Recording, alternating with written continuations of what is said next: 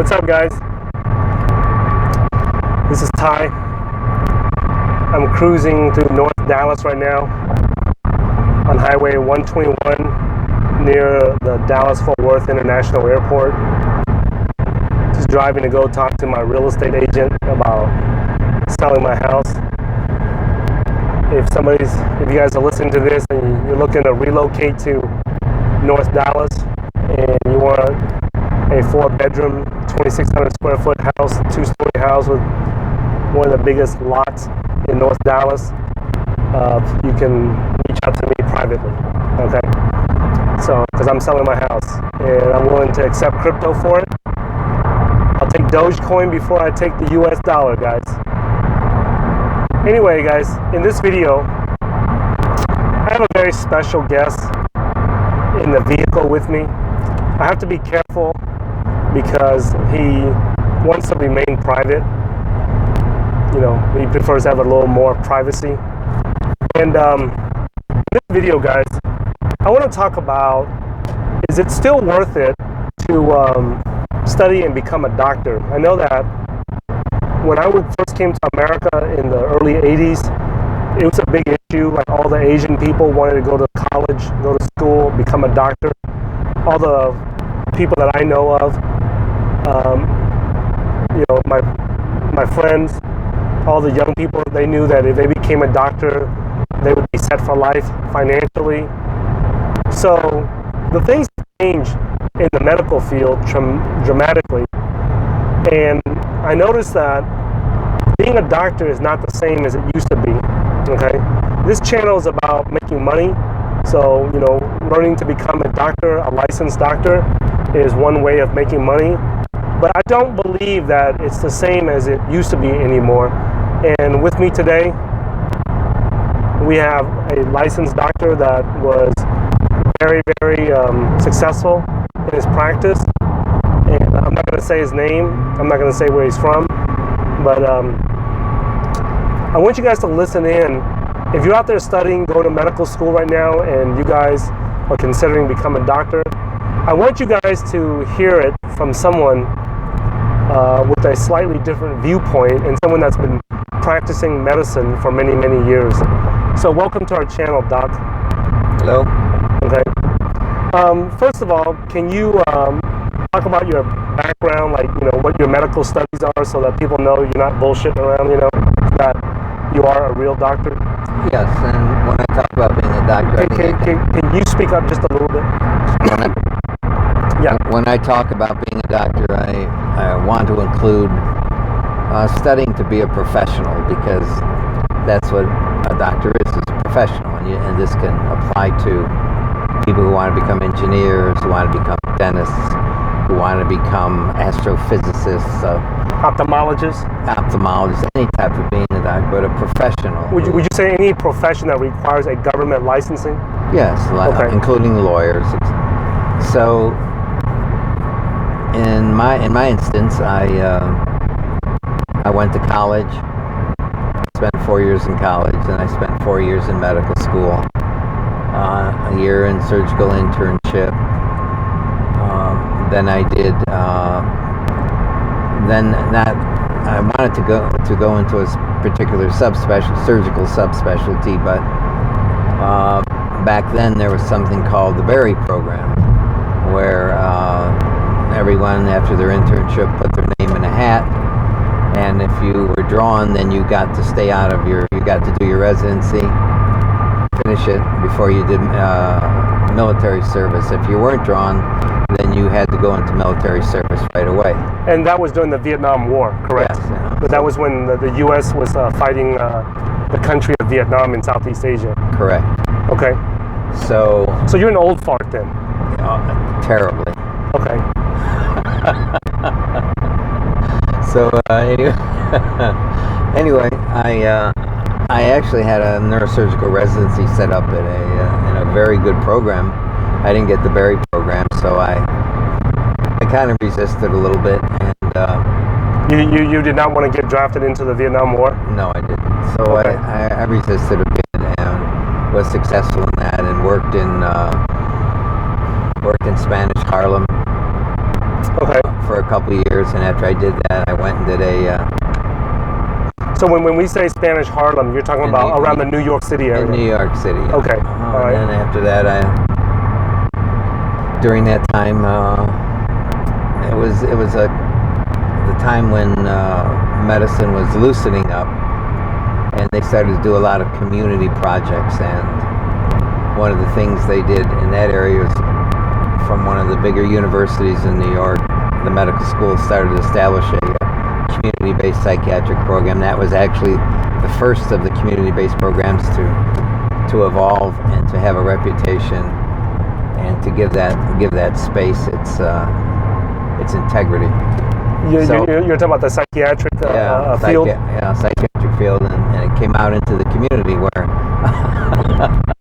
I mean, it was unbelievable because I applied for the program because I thought it was so interesting. They accepted me, and then the program worked out of an old post office, and just so we did 3 years. I did 3 years of residency there, and then rotated through state hospitals and the regular hospitals courses, but the community was a big.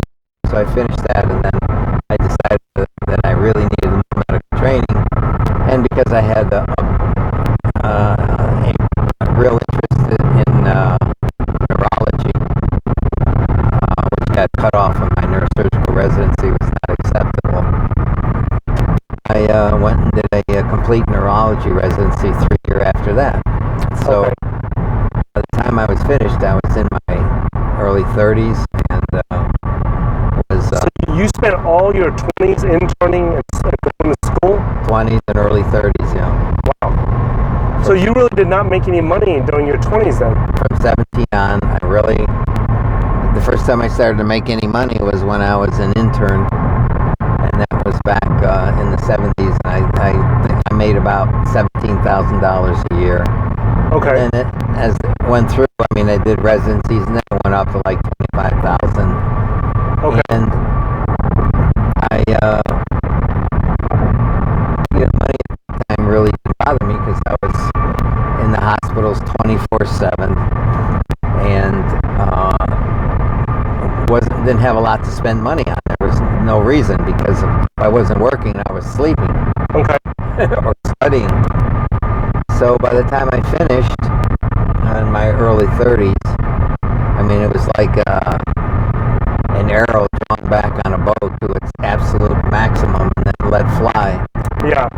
And then with all that knowledge, I mean, I moved to a town, a fairly large-sized town, started practicing, and became fairly successful very quickly. Okay. And that was like during the 70s, early 80s? Late 70s and early 80s. Okay, and then what like when you said you made good money back then, what's considered good money? $100,000 a year, $1 million a year? It started out, my first year I made like 75, then it went to... Which is a lot of money back then in the late 70s. And then it went to like 175. And by the end of my career, I was, the end of my career, I had a substantial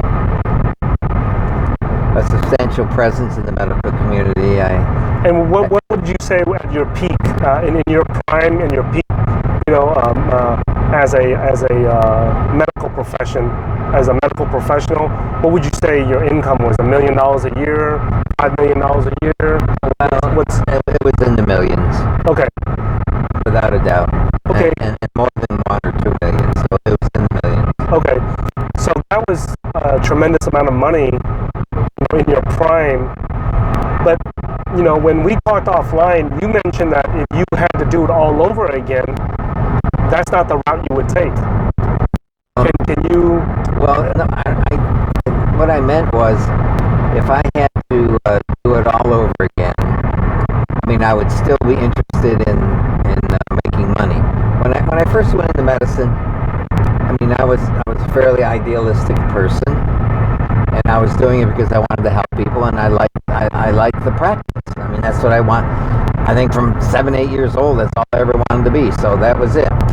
Yeah. And then all of a sudden, I started making money, and as a result of all my studies, and I realized that I enjoyed that part of it as well. Okay. And so that, not only were you helping people, but you also was like, hey man, hey, I can make a lot of money doing this also. exactly, and that made me happy too. But I never sacrificed my patient care in the pursuit of money. Okay, and when you say sacrifice your patient care, can you give me or our audience an example of doctors that would do that and it would look like so that they would know? Can you give like a couple examples? Well, when I was just very interested in my patients, and I got to know each one of them very well. Okay. And not only did I take care of their physical problems, but I just felt I had a duty to take care of a lot of other things. And they used to come to me with all sorts of problems. So I took care of their dental. I just paid for their when they had dental problems. I paid for them. When they were out of work and didn't have food, I made sure I had a social worker who got them what they needed in terms of food. And I paid for funerals, and when their kids needed clothes because they were in a special program that they were going to take a trip on, and they needed to have clothes, they used to come to me. I used to give it to them. Yeah. So it was just a matter of taking care of them. Yeah, and you know what? And then it all folded in because I guess the more I did that, the more it came back. Yeah. So it was. So you were putting out good energy, good karma, and then it was coming back to you because they would refer other people to you. It was just a part of the practice. Okay. And then I got fairly well known, and people used to come, and then what I did is I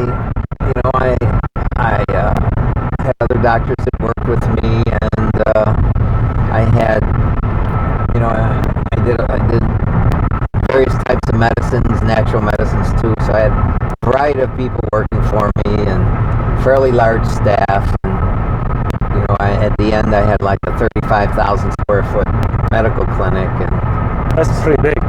Yeah. So but it was built all on it was built on patient care, developing systems to help patients, and I really loved it. I love my practice, I love my patients, and I was successful. Yeah. And the two things about it were that I've learned that I think are important when any professional chooses that field is that one, they have to have a love for it, because if you don't love your work, it's not as going to work out as well as you expected. If you love your work is one thing. The second is, when you say love your work, that means you're referring to actually loving the idea that you get to treat your patients and stuff.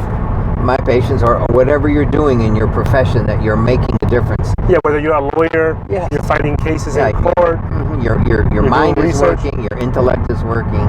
Yeah. Your humanity, your feelings are working, and it comes together, and it's a well-oiled machine. Yeah.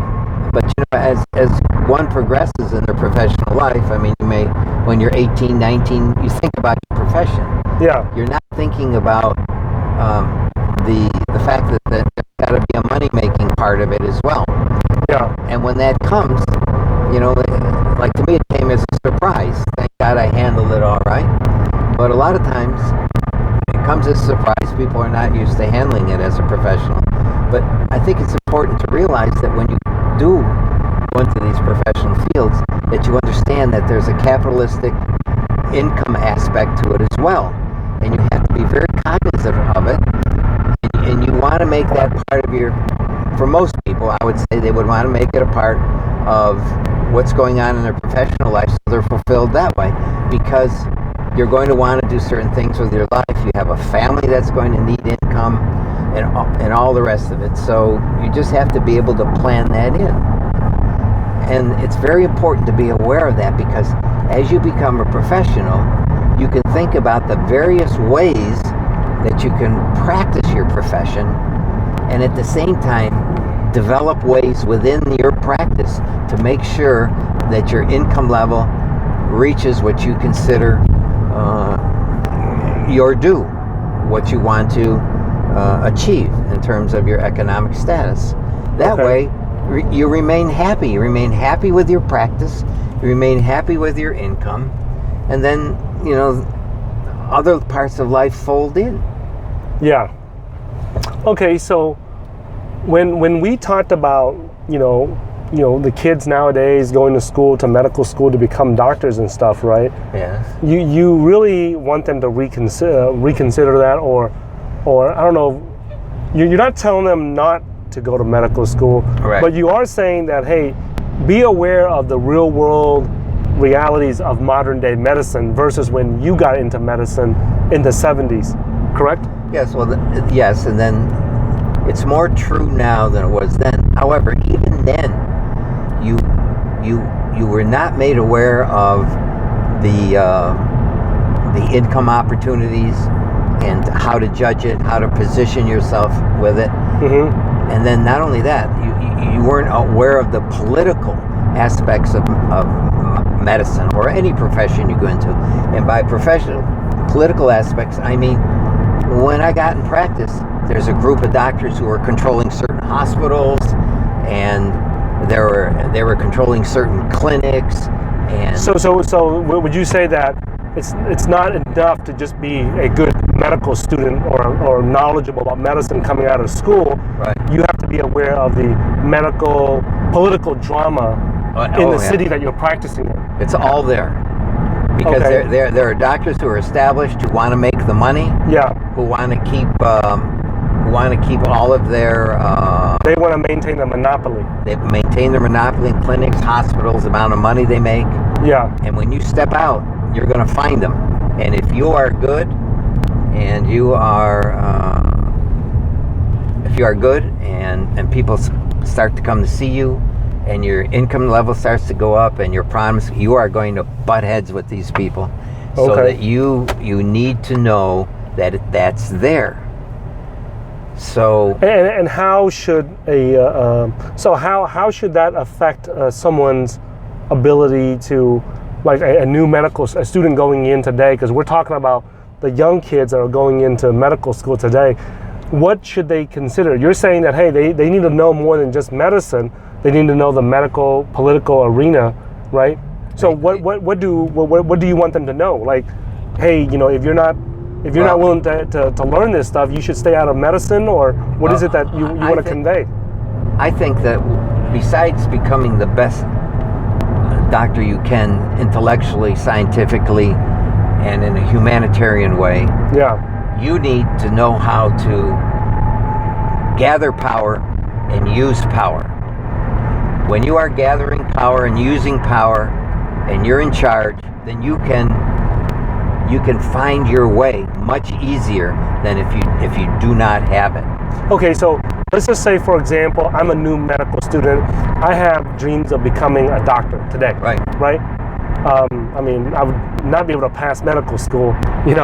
I'm too stupid to do that. But let's just say that I was born, mentally capable of passing medical school, right? Mm-hmm. What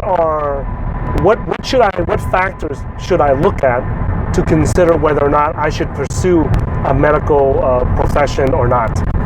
Or any profession. Or any profession. You have to have an aptitude for it. Okay. You have an aptitude, and you have a love it. And really, you need to love it. You have to have an aptitude for it, and you got to love it, because this is going to be your life's work for the next 20, 30, 40 years. Yeah. So it's something that you want to get up and be happy doing almost every single day. So you'd better love it. Okay.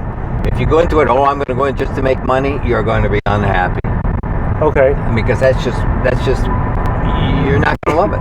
I mean, if you don't really love it, it's going to be difficult for you to pursue that without cutting corners or doing things that you ethically may not want to do or should not do. Okay. So if you love it and you're intellectually involved with it, that's the first step. Okay. The second step is to realize that there's an economic and there's an economic world out there, and you should think about what you want to achieve economically along with your pursuit, because then it will keep you happier, much happier, because you have that financial reward besides being rewarded by the actual practice of your profession itself. And then in order to gain the financial reward, number one, you must be trained at the best institution that you can possibly be at with the best doctors. That makes a big difference? Oh, it makes a huge difference, because you're taught. I mean, people make you have to. Okay, so what's an example of going to a poor medical school versus a quality medical school? What's the difference? Well, it's a difference in the training that you receive, and the direction and the training that you receive, and the quality of the experience that you receive becoming a doctor. Because remember, a large part of becoming a doctor not only is the study, but it's the hand-on experience. That's why it takes so long. 4 years of medical school, 3 or 4 years extra training, seeing thousands of patients, but in that and in the environment where there are teachers who are teaching you the correct way to address problems, address patients, and diagnose the yes, that whole gamut. So you should try to, and then there are tiers of medical schools and tiers of hospitals to do internships, residencies, and you have to become aware of it, and you have to try to involve yourself with the best program that you can possibly involve yourself with. That's the first thing. Yeah. And then many times, I would say many times, it may be good enough for you to reach, if you just practice that way, yeah, what you've learned, you can reach a certain amount of income that can keep you economically satisfied, right? Well, what are you talking about? Like $150,000 a year, Yeah. $200,000 a year? Anyway, because if you're a radiologist or an orthopedic surgeon, radiologist, you can earn $350 to $500 a year. Okay, how about this? Well, can you start like at the bottom? Like, well, what is the lowest end medical professional that? What is their title, or what is their position, and what can they make? The problem these days, where it wasn't before, is that there's been a significant intrusion in medicine by insurance companies to lower the costs of medical care so that they can make more money and have more employees. Now, by doing this, they have almost forced medicine to accept people in the practice of medicine who are not as qualified as regular doctors. And these are nurse practitioners, these physician's assistants. Yeah. And these are people who are delivering a lot of medical care in hospitals these days, in medical doctors' offices, etc. But they're not. They're not real doctors, though. Right. They're not real nurses. They're not real doctors. No. They're not real doctors. They are like semi. Okay. And they have to be constantly. They have to have an overseer constantly. Okay. To make sure that the amount of medicine practice is correct and delivered correctly. Now, before, a doctor, a family doctor or internal medicine doctor, with the insurance practices in place, could make a good living, $200, $225, $250. But as all these insurance companies took over, amount of payments went down, doctors' salaries went down. They had to hire a lot of paraprofessionals like physician's assistants and physician assistants to deliver care so they could see more patients to try to keep their incomes up. Okay. Now, so the income of a family doctor and a general practitioner or even internists have gone down as a result.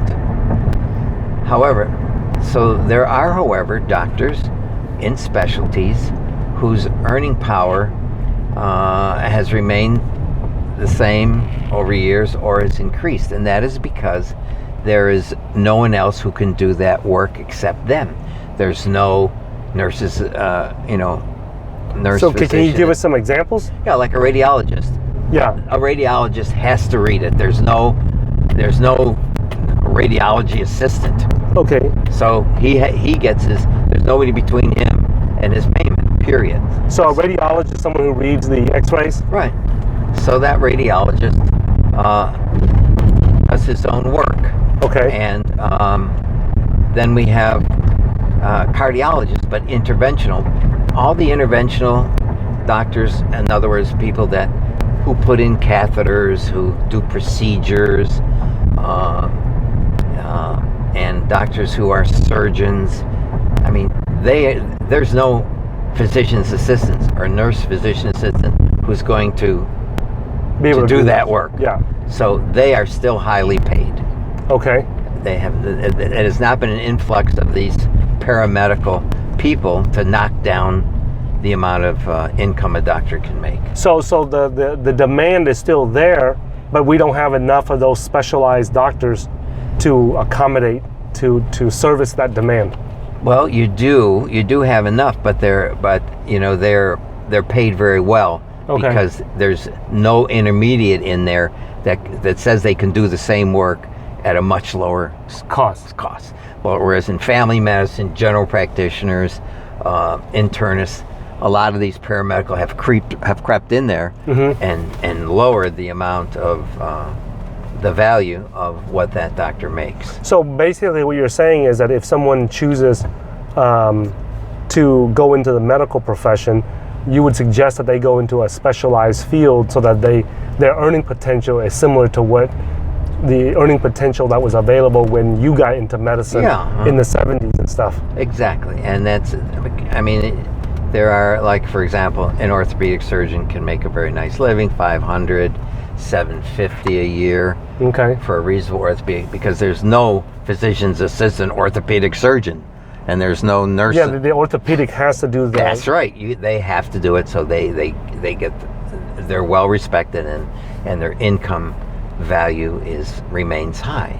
So is there a hierarchy in addition? So you're basically saying like the cardiologist that can do the stent procedures, the catheters, The interventionist, yes. the interventionist, and the orthopedic surgeons that actually cut your knee, put new knee, knee replacements, hip replacements, things like that. Yes. Those guys, no one can replace them except for other guys like them. Exactly, and so their value has remained high. Okay, so is there such a thing as in the hierarchy of doctors? Is there like a hierarchy where not only are there doctors like orthopedics that get paid more than the general practicing doctors? What? If you're in a surgical specialty, or you're in a medical interventional specialty, yes, those are your highest categories.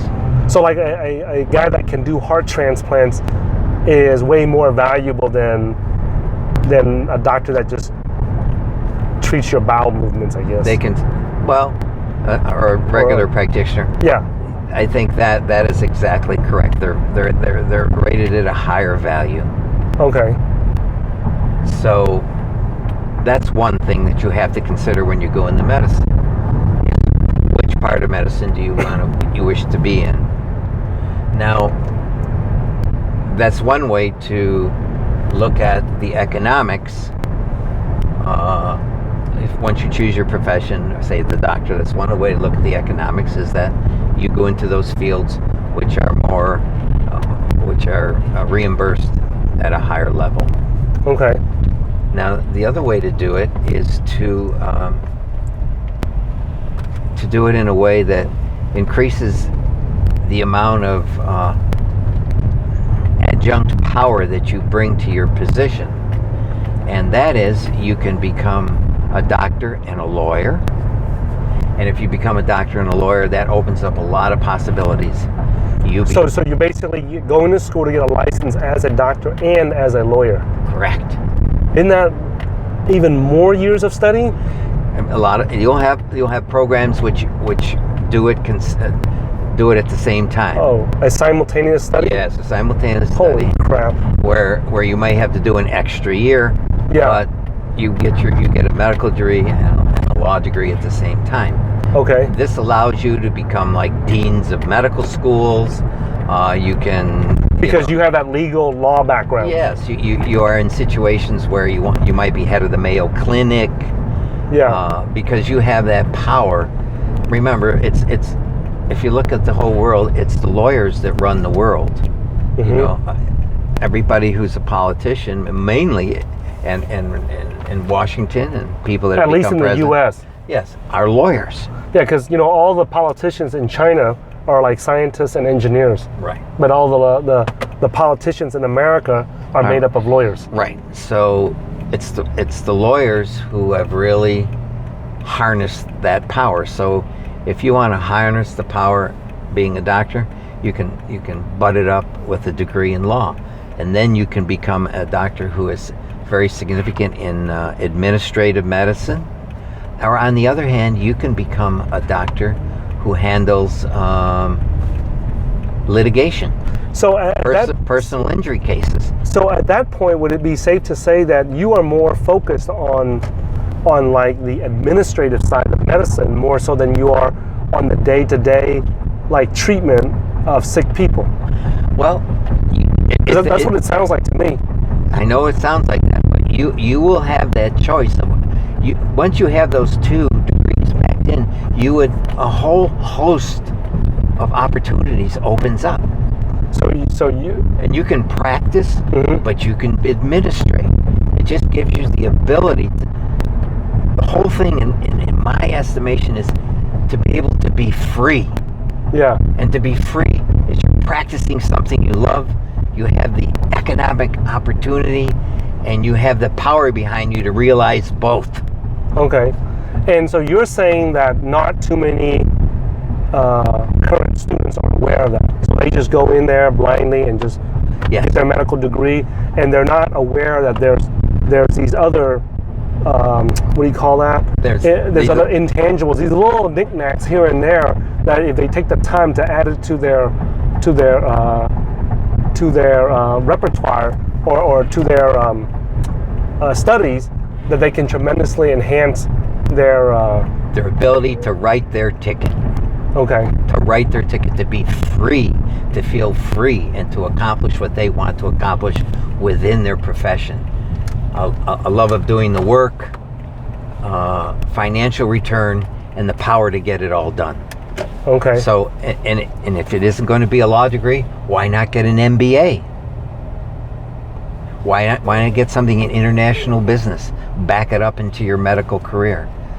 It may take you someplace, but and I learned that very quickly because I did 2 full residencies in specialties, which made me extremely powerful in what I did. Okay. I was able to bring both of them to bear, and it constantly fed into new applications of what I wanted to do with my professional career. So I'm